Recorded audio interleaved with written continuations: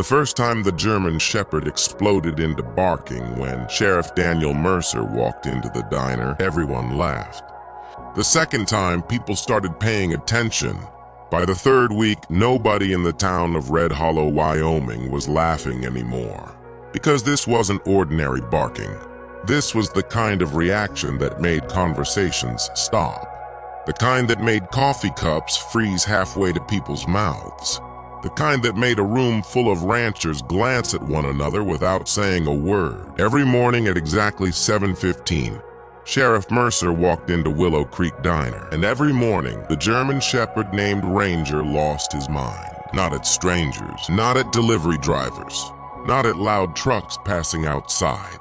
Only the sheriff. The dog would be lying peacefully beneath a corner booth 1 second. Then the bell above the entrance would ring. Sheriff Mercer would step through the door, and Ranger would erupt, deep, violent barking, growling, pulling against his leash so hard that chairs scraped across the floor. The strangest part? The sheriff had never done anything to him, at least not that anyone knew. Now in most towns, that would have been the end of it. Dogs are dogs. Sometimes they dislike certain people. But Red Hollow wasn't most towns. It was a place where everybody knew everybody, a place where trust was currency, and Sheriff Daniel Mercer had spent nearly 15 years earning that trust. He coached Little League. He helped stranded motorists during blizzards.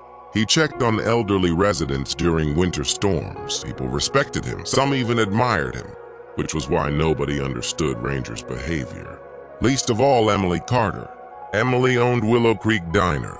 At 36 years old, she'd spent most of her life in Red Hollow. She knew every regular customer, every family history, every local rumor, and she knew Ranger better than anyone because Ranger had belonged to her older brother, a volunteer search and rescue handler named Jake Carter. 3 years earlier, Jake had died during a mountain rescue operation after a sudden rock slide. The town had mourned him, Emily most of all. After Jake's death, Ranger became her responsibility.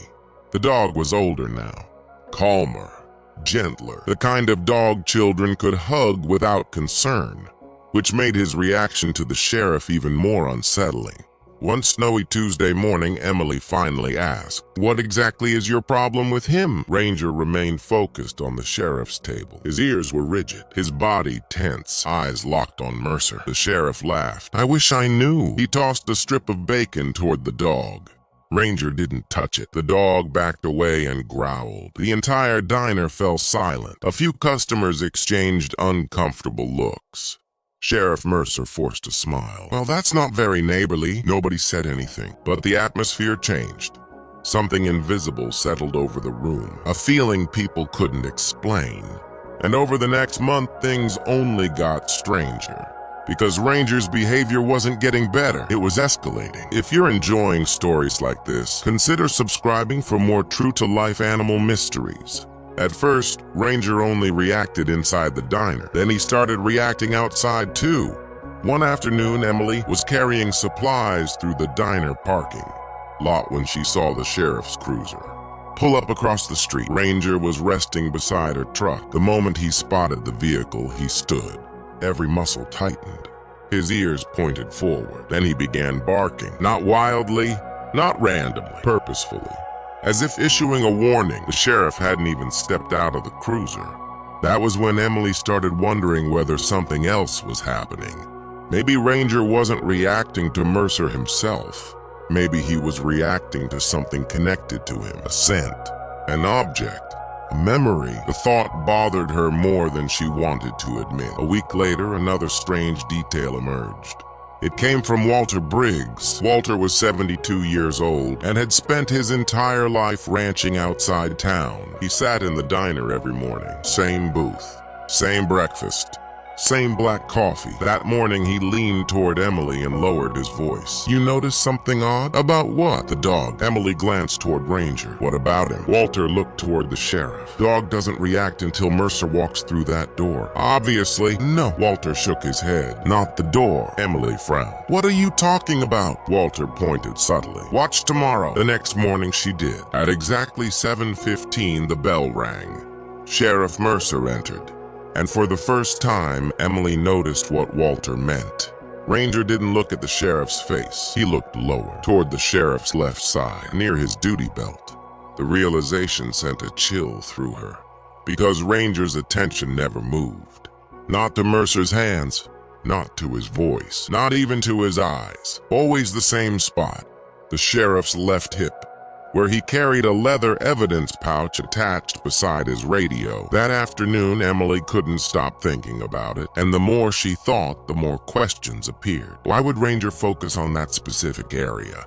What scent was he detecting? Why only now? The mystery lingered. Then came the first real clue, and it arrived from somewhere nobody expected. 3 days later, a teenage boy named Ethan Willis entered the diner after school. He looked nervous, almost frightened. Emily noticed immediately. "Ethan, you okay?" The boy hesitated, then glanced around to ensure nobody was listening, including the sheriff. Mercer wasn't there. Only then did Ethan speak. "Can I ask you something?" "Sure." "Has Ranger always hated Sheriff Mercer?" Emily froze. Hate is a strong word. The boy swallowed. "Because he barked at him near the river too." Emily's stomach tightened. "What river?" "North Fork." "When?" "About 6 weeks ago." That caught her attention. The barking incidents at the diner had started around 5 weeks earlier. Almost the same timeline. "What happened?" Ethan looked uncertain. "I don't know." "Tell me anyway." The boy shifted nervously. "I was fishing, and I saw the sheriff's truck parked near the old logging road." Emily waited. Ethan continued. "Ranger was there too." That made no sense. Ranger rarely left town without Emily. "What do you mean?" "I mean, he was standing near the trees." The boy's voice lowered. "And he was barking at the sheriff." "What was Mercer doing?" Ethan hesitated again. Then came the answer. "He was digging." Emily stared at him. "Digging?" "Yeah." "Digging what?" "I don't know." The boy shook his head. "When the sheriff saw me, he told me to leave." The diner suddenly felt colder. Outside, snow drifted across Main Street. Inside, Emily's pulse accelerated. A sheriff digging in the woods wasn't necessarily suspicious. Officers investigated things all the time, yet something about the story bothered her. Maybe it was the timing, maybe it was Ranger's reaction, or maybe it was the fact that Ethan looked genuinely afraid. That evening, Emily drove home with more questions than answers. But she wasn't the only one asking questions anymore, because rumors move fast in small towns. And once people started connecting Ranger's behavior with Ethan's story, speculation spread. Some believed Mercer was hiding evidence. Others suspected corruption. A few dismissed the entire thing as gossip. Emily wanted to dismiss it too. She wanted a logical explanation. She wanted to believe the sheriff she'd known for years was exactly who he appeared to be. But 2 nights later, something happened that made that increasingly difficult. She woke around midnight to Ranger barking outside. Not normal barking, urgent barking. The kind that demanded attention. Emily stepped onto her porch. The Wyoming night was silent except for the wind. Ranger stood at the edge of her yard, staring toward the road, barking, again and again. Then he started running, a few yards forward, stopping, looking back, as if trying to get her to follow. Emily grabbed a flashlight and went after him. The dog led her nearly half a mile, past closed storefronts, past the church, past the grain silos, until they reached the sheriff's department parking lot. There, Ranger stopped, completely stopped. No barking, no growling, nothing. He simply stared at one particular vehicle, Sheriff Daniel Mercer's cruiser, and when Emily stepped closer, her flashlight beam landed on something stuck beneath the rear bumper. Something small, something that looked like a torn piece of red fabric. A piece of fabric Emily recognized instantly, because she'd seen the exact same material before. It belonged to a jacket worn by a local woman named Sarah Bennett, a woman who had vanished nearly 2 months earlier. And at that moment, standing in the freezing darkness beside a silent German shepherd, Emily realized the mystery surrounding. Ranger might be far bigger and far more dangerous than anyone in Red Hollow had imagined. Emily stood frozen beside the sheriff's cruiser. The beam of her flashlight trembled slightly in her hand. For several seconds, she simply stared at the torn strip of red fabric hanging beneath the rear bumper. Sarah Bennett. The name echoed through her mind. Everyone in Red Hollow knew Sarah. She was 28 years old, a substitute teacher, friendly, reliable, the kind of person who always remembered birthdays and volunteered at town fundraisers. 2 months earlier, she had seemingly vanished. No note, no phone calls, no explanation. Sheriff Mercer had led the search himself. Hundreds of volunteer hours had been spent combing forests, riverbanks, and abandoned ranch properties. Nothing had been found. Eventually, people assumed Sarah had left town voluntarily. It wasn't common, but it happened. At least that was the official explanation. Now Emily crouched beside the sheriff's vehicle, staring at a piece of fabric that appeared identical to the bright red jacket Sarah had been wearing the week before she disappeared. A dozen explanations rushed through her head. Maybe it wasn't Sarah's. Maybe Mercer had recovered it as evidence. Maybe there was a perfectly innocent reason. But if that was true, why had Ranger brought her here? The dog stood beside her silently, watching, waiting. Emily reached toward the fabric, then stopped. Touching potential evidence seemed like a terrible idea. Instead, she photographed it with her phone. Several pictures, different angles, then she hurried home. Sleep never came. By sunrise, she had convinced herself she was overreacting. By breakfast, she wasn't so sure. And by noon, everything changed again. Because Sarah Bennett's older brother walked into Willow Creek Diner. His name was Travis Bennett, a former Army mechanic who had returned to Wyoming after Sarah disappeared. For weeks, he had been pushing for answers.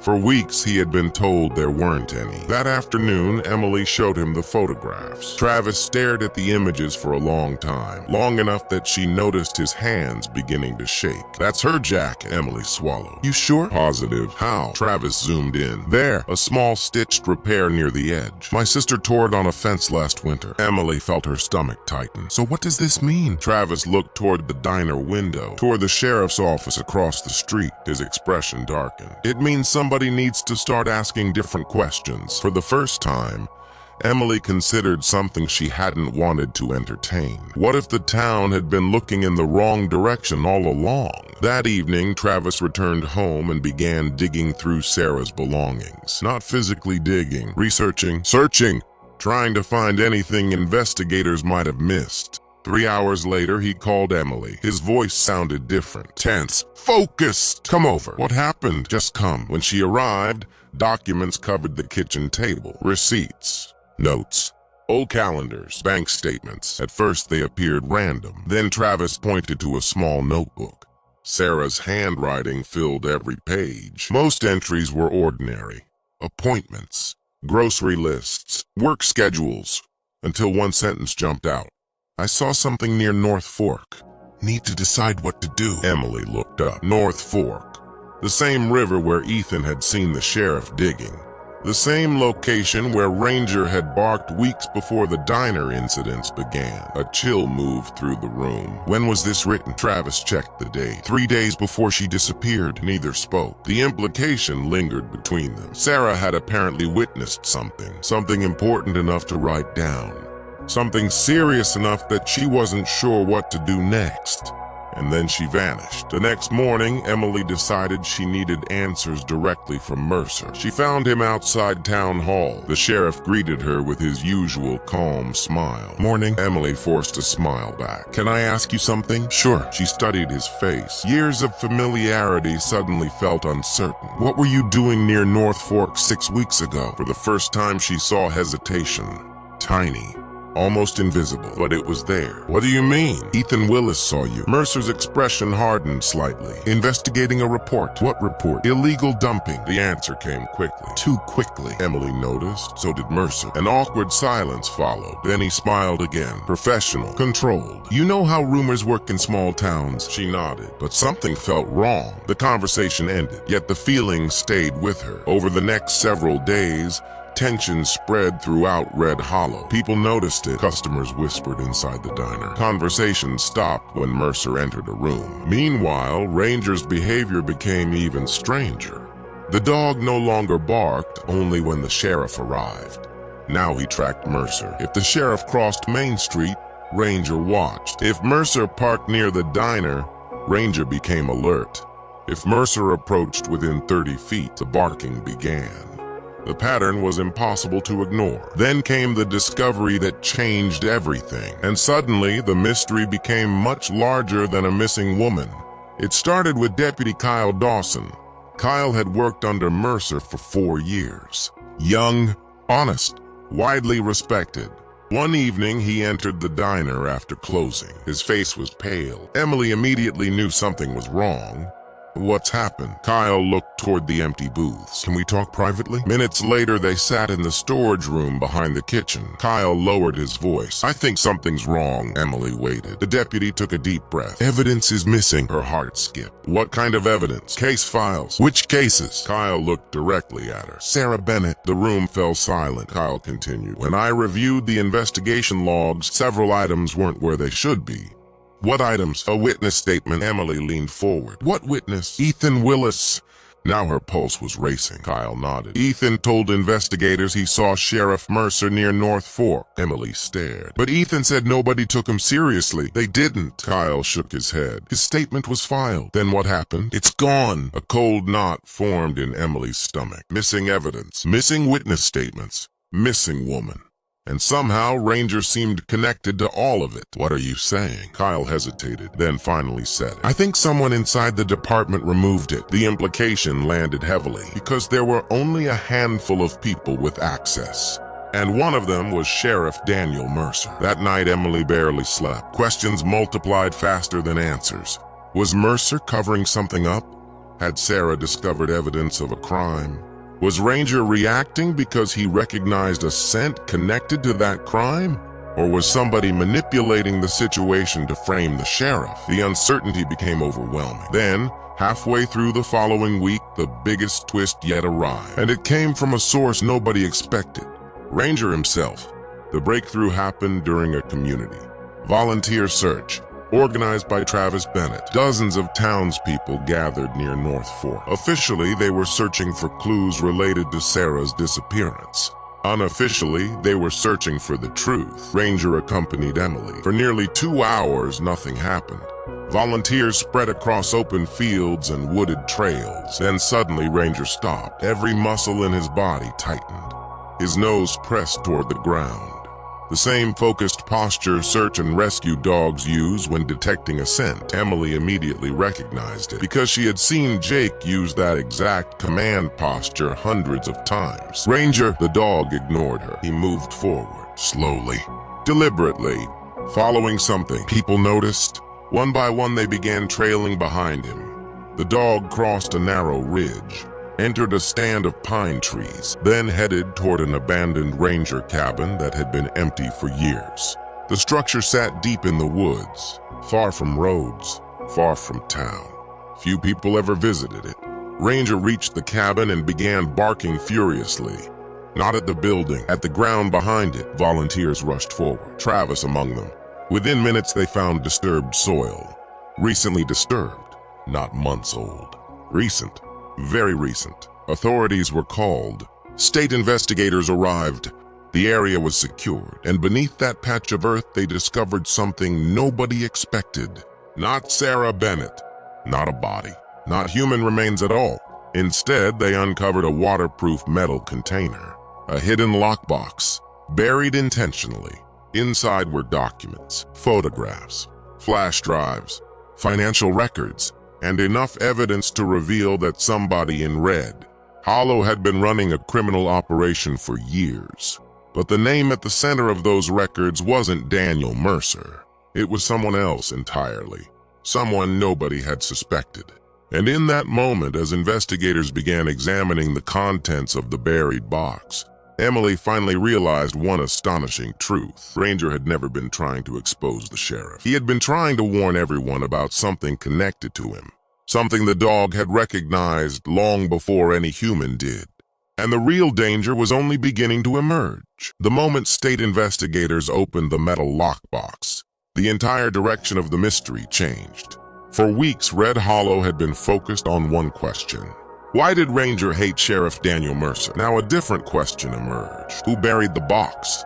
And why? The answer wasn't immediately obvious. The documents inside were damaged by moisture but still readable. Financial ledgers, property records, photographs, copies of contracts. At first glance, none of it seemed connected to Sarah Bennett. Then investigators noticed a pattern. The same names appeared repeatedly. Several belonged to local business owners. A few belonged to contractors from neighboring counties. One belonged to a man almost everyone in town knew. A wealthy land developer named Richard Holloway. Richard wasn't merely successful, he was powerful. He owned thousands of acres around Red Hollow. He funded local events, sponsored youth sports programs, donated to churches. People described him as generous, community-minded, trustworthy. In many ways, he was even more respected than Sheriff Mercer, which made the discovery disturbing because the records suggested somebody had been quietly purchasing remote parcels of land through shell companies, properties near rivers, old mining roads, abandoned forest routes, locations ideal for moving things without attracting attention, things that weren't supposed to be moved. The investigators didn't jump to conclusions, but they became interested, very interested. Meanwhile, word spread quickly. By evening, rumors flooded the town. Some claimed Holloway was involved in illegal dumping. Others believed he was hiding tax fraud. A few insisted it was all a misunderstanding. Nobody knew the truth. Yet for the first time since Sarah disappeared, Sheriff Mercer wasn't the center of attention. And oddly enough, Ranger's behavior changed. The next morning, Mercer entered Willow Creek Diner. Everyone watched. The bell rang. The sheriff stepped inside. Ranger lifted his head. A few customers tensed, waiting for the explosion of barking. It never came. The dog watched Mercer quietly, alert, focused, but silent. The entire diner noticed. Mercer noticed too. "Well," he said awkwardly, "that's new." Emily stared at Ranger. The dog remained calm. For weeks he had reacted violently. Now nothing. It felt important. The problem was nobody understood why. That afternoon, another clue surfaced. State investigators finished analyzing one of the flash drives from the lockbox. The contents shocked them. Hundreds of photographs. Dates spanning nearly 4 years. Many showed remote properties, storage sheds, abandoned roads, construction sites. Most appeared harmless, until investigators realized the pictures had been taken secretly. Someone had been documenting activities without permission, building a case, collecting evidence, and according to metadata embedded in the files, most photographs had been taken by Sarah Bennett. The missing teacher, suddenly her disappearance looked very different. Sarah hadn't simply witnessed something, she had been investigating something, quietly, carefully, for months, maybe longer, and she had hidden her findings inside the lockbox. The realization stunned everyone, including Travis, especially Travis, because he began seeing a version of his sister he had never fully understood. Sarah hadn't been reckless. She hadn't run away. She had been gathering evidence. Evidence against someone powerful. The question remained. Against whom? The answer arrived later that evening. State investigators called an emergency meeting with Sheriff Mercer. Emily wasn't present. Neither was Travis, but Deputy Kyle Dawson was, and what he learned spread through town before sunrise. The documents pointed toward a coordinated smuggling operation. Not drugs, not weapons. Stolen industrial equipment, heavy machinery, construction materials, vehicles. Millions of dollars worth of property disappearing across several western states. The stolen equipment would be dismantled, moved through remote land routes, and resold under falsified paperwork. It was sophisticated, organized, profitable, and several routes passed directly through land owned by Richard Holloway. That alone wasn't proof, but it was enough to launch a deeper investigation. The following week, state authorities quietly monitored multiple Holloway properties. What they discovered raised even more questions. Suspicious nighttime vehicle traffic, unregistered storage containers, equipment that couldn't be properly accounted for. The evidence was growing, yet something still didn't fit. None of it explained Ranger. None of it explained Sarah's disappearance. And none of it explained why the German Shepherd had reacted so aggressively whenever Sheriff Mercer appeared. The answer finally began emerging from an unexpected source. An old search and rescue training journal, one that had belonged to Jake Carter. Emily discovered it while sorting through boxes in her attic. Most pages documented training exercises involving Ranger, tracking techniques, scent recognition drills, search patterns, nothing unusual, until she found an entry written 8 months before Jake's death. A single paragraph caught her attention. Ranger successfully completed identification drills, using personal scent transfer from secondary objects. Emily read it twice. Then 3 times, a memory surfaced. Jake explaining scent transfer years earlier. A person touches an object, the scent remains. Dogs recognize it, track it, associate it. Even long afterward, Emily suddenly felt a chill because Ranger had never focused on Mercer's face. Never on his voice, never on his vehicle. Always the sheriff's left hip, the evidence pouch, the leather pouch attached to his duty belt. She grabbed her phone and called Deputy Dawson immediately. "Kyle, I need to ask something." "What's up?" "Does Mercer always carry the same evidence pouch?" A pause. "Yeah." "Has he had it long?" Another pause. Then, "Actually, no." Emily's pulse quickened. "What do you mean?" "He got a replacement a few months ago." The room seemed to shrink around her. "When exactly?" Kyle checked, then gave an answer that changed everything. "About a week before Sarah disappeared." Emily closed her eyes. Finally, the pieces began aligning. Not perfectly, but enough. Ranger wasn't reacting to Mercer. He was reacting to something Mercer carried, something associated with the sheriff, something on that pouch. The next day, investigators examined it carefully, methodically. The results stunned everyone. Trace scent samples preserved on the leather, matched personal belongings recovered from Sarah Bennett's apartment. The dog had been recognizing Sarah's scent all along, not Mercer, Sarah. Suddenly, everything made sense. Ranger had likely encountered Sarah recently before her disappearance, then later detected her scent on the replacement pouch. Each time Mercer entered the diner, Ranger associated the object with the missing woman. The dog wasn't accusing the sheriff. He was trying to alert people, trying to tell them something connected to Sarah remained unresolved. The revelation transformed public opinion overnight.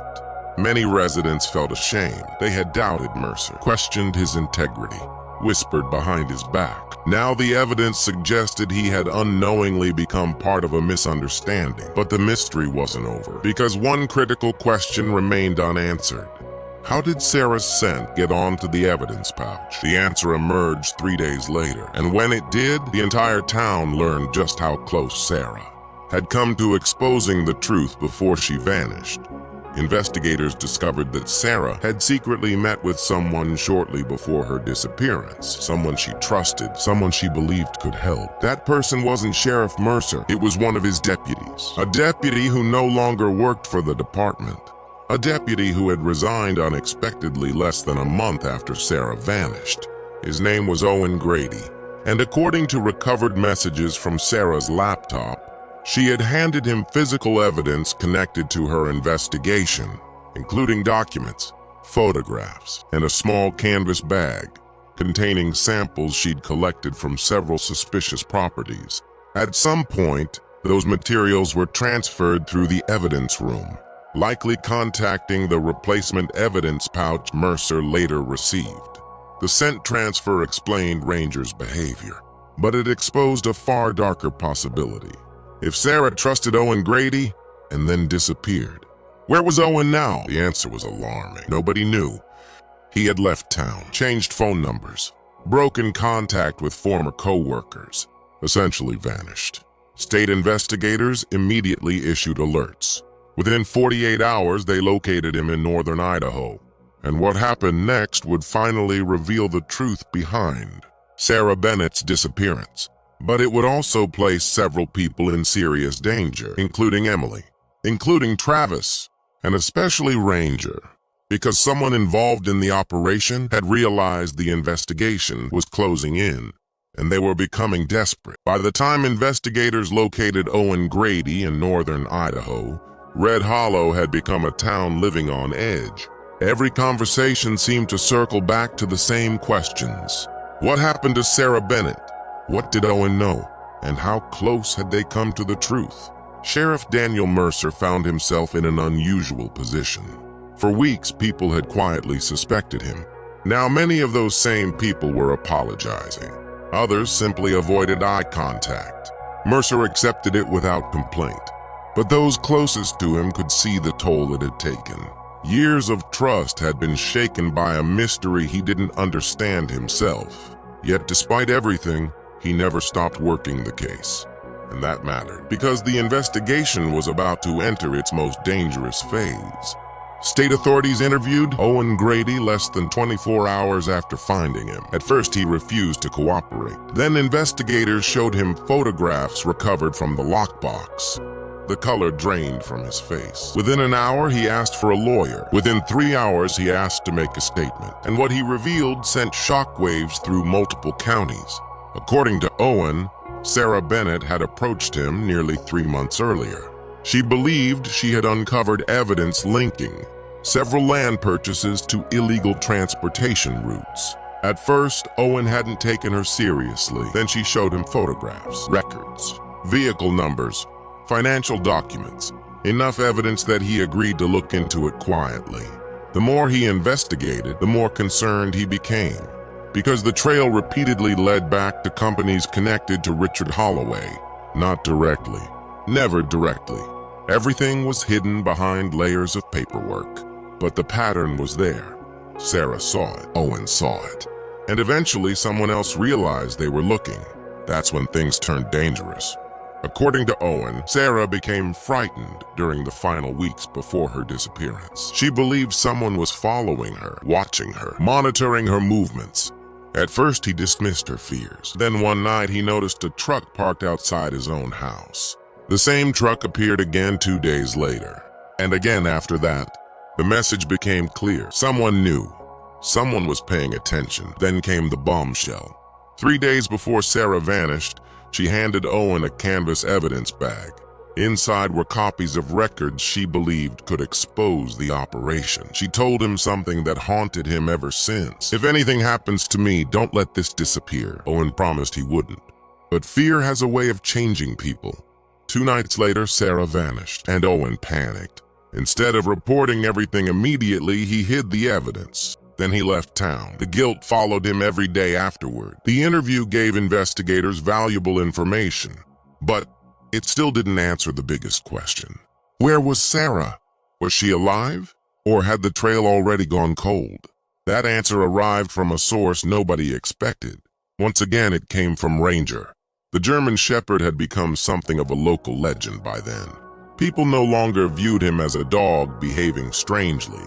They viewed him as a dog trying desperately to communicate something important. And maybe he still was. One rainy afternoon, Emily visited the storage facility on the outskirts of town, where Jake's old search and rescue equipment remained locked away. She had been sorting through old gear, looking for anything connected to Ranger's training history. The dog wandered freely nearby, at least until a particular scent caught his attention. Emily noticed immediately the posture, the focus, the sudden stillness. Ranger froze, his nose lifted, then he started moving. Not randomly, not curiously, purposefully. The exact way trained search dogs move when following a known scent trail. Ranger, the dog, ignored her. He crossed the gravel lot, passed several storage units, and stopped near a chain-link fence bordering an abandoned trucking yard. The property had been vacant for years, or so everyone believed. Ranger began barking. Not at the fence, beyond it, toward a row of deteriorating warehouses. Emily's heart accelerated. She called Sheriff Mercer. Within 30 minutes, authorities arrived. The property owner was contacted. Search warrants were obtained. Investigators entered the warehouses before sunset. What they found changed the case forever.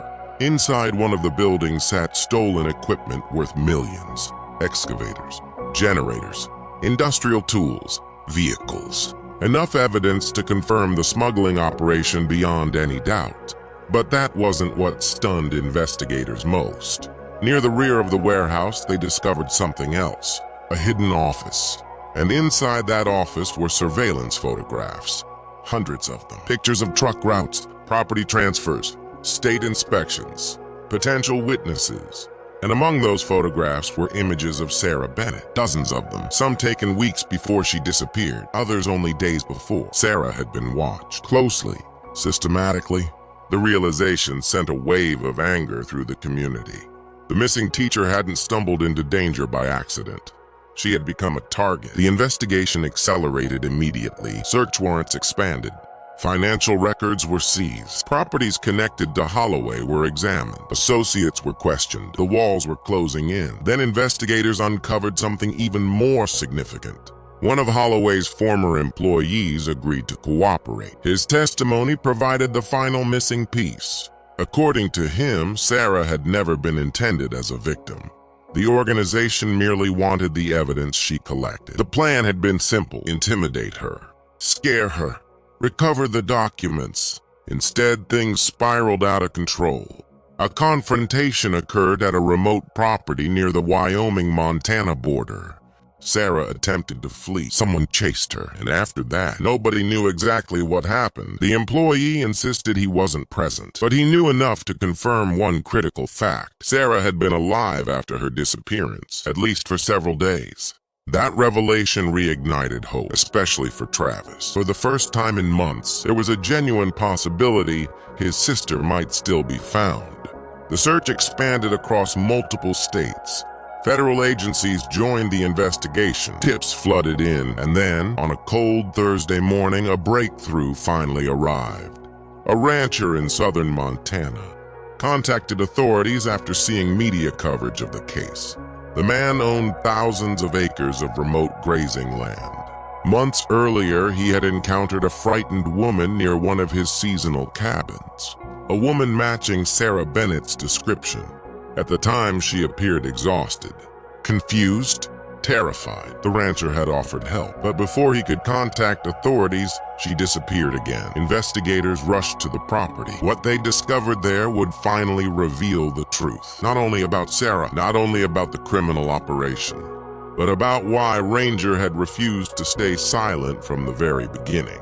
And when the full story emerged, the people of Red Hollow would never look at the German Shepherd the same way again. Investigators arrived at the Montana ranch before sunrise. The property stretched for miles beneath a gray winter sky. Rolling grasslands, wind-bent fences, scattered cabins, the kind of place where a person could disappear without anyone noticing for weeks or months. The rancher guided authorities to the seasonal cabin, where he claimed he had seen the woman. At first, there seemed to be nothing unusual. Then search teams began expanding outward. Within hours, they found signs of recent habitation: a fire ring, food wrappers, water containers, blankets. Whoever had been there had survived for some time, and they hadn't been alone. Tracks suggested multiple people had used the area. The search continued. Then, shortly after noon, a call came over the radio. A team working near a wooded ravine had found something. Not a body, a campsite, fresh enough to matter. Among the items recovered was a weathered backpack. Inside were documents sealed in plastic, a notebook, several photographs, and a driver's license. The name on the license stopped everyone cold: Sarah Bennett. For Travis, the news was overwhelming. For months, he had feared the worst. Now there was proof that his sister had survived long after she disappeared. But where was she now? The answer arrived the following morning. 43 miles from the campsite, a state trooper spotted a woman walking along a rural road. Thin, exhausted, wearing borrowed clothes. The moment authorities approached her, she began crying. Her name was Sarah Bennett, and she was alive. The news spread through Red Hollow faster than any story in living memory. People left work to tell neighbors. Church bells rang. Cars stopped along Main Street. Customers in the diner openly cried. Even Sheriff Mercer sat silently for several moments after receiving the call. Because after months of uncertainty, one fact finally stood above all others. Sarah was coming home. The full story emerged slowly over the following days. Sarah had uncovered enough evidence to threaten people involved in the smuggling network. When they realized what she knew, they confronted her. Their goal wasn't murder. Their goal was control. Recover the evidence, silence the witness, end the problem. But Sarah fought back. During a confrontation at a remote property, she escaped. Barely. Frightened and injured, she fled into the wilderness. She avoided roads, avoided towns, avoided anyone she thought might be connected to the organization. For weeks, she survived by moving constantly. When opportunities arose, she left clues, hidden notes, documents, copies of evidence. One of those hidden collections eventually became the lockbox Ranger helped uncover. The organization spent months searching for her. Fortunately, they never found her. By the time investigators dismantled the network, Sarah was already far beyond their reach. Safe, hidden, waiting for a chance to come forward. And once the arrests began, she finally did.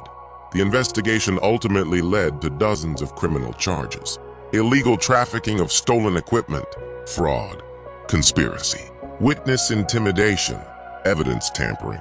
Several members of the operation were arrested across multiple states. Richard Holloway was among them, the man so many residents had trusted, the man almost nobody had suspected, the man whose carefully crafted reputation had hidden years of criminal activity. For Red Hollow, the betrayal cut deeply. People struggled to reconcile the image they knew with the truth investigators uncovered, but justice was finally moving forward.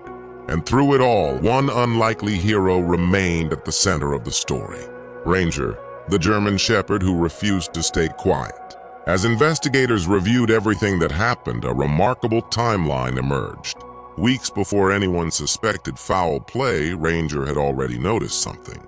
Sarah had occasionally volunteered with search and rescue events alongside Jake years earlier. The dog knew her scent, recognized it, remembered it. When traces of that scent transferred onto the replacement evidence pouch carried by Sheriff Mercer, Ranger reacted instantly. He didn't understand crimes. He didn't understand investigations. He didn't understand missing person cases. But he understood one thing: someone he recognized was missing, and her scent kept appearing where it shouldn't, again and again. Day after day. His barking wasn't aggression. It wasn't hatred. It wasn't madness. It was recognition. Persistence. A warning nobody understood. Until it was almost too late.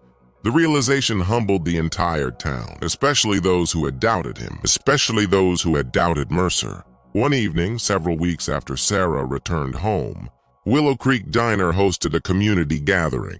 The building overflowed with people, families, deputies, ranchers, teachers, volunteers. Every booth was full, every chair occupied. At the center of it all sat Ranger, calm as ever, his gray muzzle showing his age, his eyes quietly observing the room. Sarah approached him slowly. For a moment, nobody spoke. The diner fell silent. The German Shepherd looked up. His tail began wagging. Once, twice, then faster. Sarah knelt beside him. Tears filled her eyes. The dog pressed his head gently against her shoulder. And just like that, months of fear seemed to melt away. Many people cried openly, including Emily, including Travis. Even Sheriff Mercer looked away for a moment. The sight said more than words ever could, the dog remembered, and somehow, in his own way, he had never stopped looking for her. As winter slowly gave way to spring, life in Red Hollow began returning to normal. The investigation concluded. Trials moved forward. Families healed. Trust gradually rebuilt itself. Sarah returned to teaching. Travis finally found peace. Sheriff Mercer regained the confidence of the community he had served for so many years. And Emily continued running Willow Creek Diner. But some mornings, when the bell above the entrance rang and customers settled into their usual booths, conversations would drift back to the mystery. Someone would glance toward Ranger sleeping near the corner table. Then inevitably another person would tell the story again. The story of the dog who barked at the sheriff. The dog everyone thought was wrong. The dog everyone thought was confused. The dog who turned out to be the only one paying attention. Ranger never became famous outside Wyoming. There were no national television interviews, no movie deals, no grand celebrations, just something far more meaningful. The respect of an entire community. And perhaps that was enough. Because heroism doesn't always look dramatic. Sometimes it doesn't wear a badge. Sometimes it doesn't appear in headlines. Sometimes it simply arrives on four paws. Loyal, persistent, refusing to ignore what everyone else overlooks. Years later, people in Red Hollow would still tell newcomers about the mystery that changed the town. They would point toward the diner, toward the booth near the window, toward the place where a German Shepherd once barked, so fiercely that people assumed something was wrong with him, when in reality, nothing was wrong with him at all. He was doing exactly what loyal hearts do, protecting those who mattered, trusting what he knew, and refusing to give up, long after others would have stopped trying. And in the end, because one dog refused to stay silent, an innocent woman came home. A dangerous criminal network was exposed, justice was served, and an entire town learned a lesson it would never forget. Sometimes the first warning doesn't come from an investigator. Sometimes it doesn't come from evidence. Sometimes it doesn't come from a witness. Sometimes it comes from a dog sitting quietly in a diner, waiting for someone to listen.